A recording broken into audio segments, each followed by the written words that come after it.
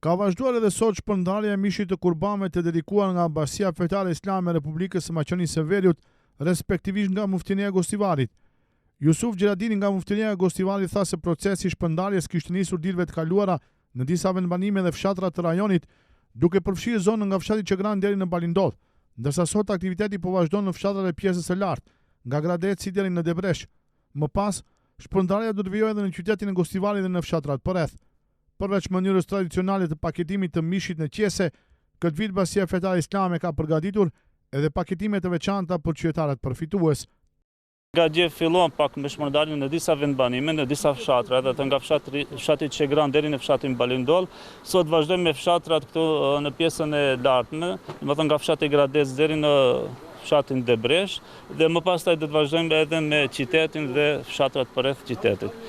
Në emër të muftiut, Haxhi Sabahuddin Efendi Zendeli, në emër të kolegëve, në emër të pronarit të thertorës Loki, në emër të antarëve të komisionit, gjithë dhe besimtarëve të cilët i kanë dedikuar kurbanët për Basinë Fetare Islame, gjithsesi për Muftininë e Gostivarit, ju shprehin falënderim të veçantë, duke lutur Allahun fuqiplot që t'i pranoj të gjitha kurbanët dhe atyre të i shpërblejë me shpërblime të tjera të pakufishme.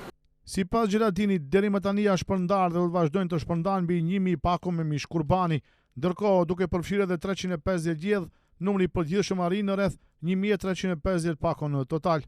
Këtë vit, Ambasia Fetare Islame e Republikën e Maqedonisë së Veriut ka përgatitur edhe paketime, domethënë përveç asaj që i kemi vendosur mishat në Përnellon, gjithashtu edhe janë paketuar.